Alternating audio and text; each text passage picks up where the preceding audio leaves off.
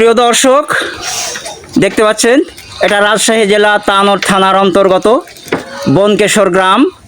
এখানে দেখতে পাচ্ছেন আমাদের পাঁচন্দন ইউনিয়নের 2 নম্বর ওয়ার্ডের প্রাক্তন সাবেক মেম্বার জয়নুল আবেদিন।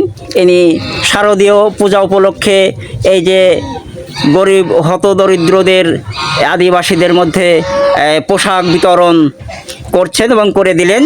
এই যে দেখতে পাচ্ছেন সবার হাতে হাতে এই কাপড় রয়েছে।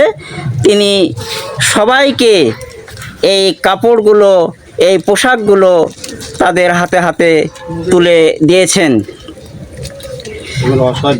অসহায় দরিদ্র এই বিধবা, এই মহিলা এবং পুরুষ সবাইকে এই পোশাক প্রদান করলেন আমাদের এই জয়নাল ভাই। হ্যাঁ জয়নাল ভাই, এই সম্পর্কে আপনি কিছু বলেন। সালাম আলাইকুম। ওয়ালাইকুম সালাম। আসসালামু আলাইকুম। আপনি এই যে মহিলাদের মধ্যে, হতদরিদ্রদের মধ্যে যে পোশাক বিতরণ করলেন, এটা কি উপলক্ষে, কি আপনার এটা একটু বলবেন কি আমার এই ভিডিওর সামনে? আসসালামু আলাইকুম, নমস্কার, ওজাহাত।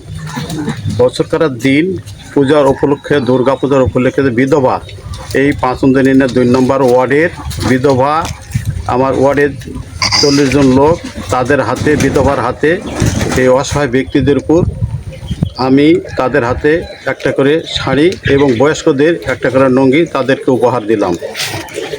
ধন্যবাদ। কেন দিলাম?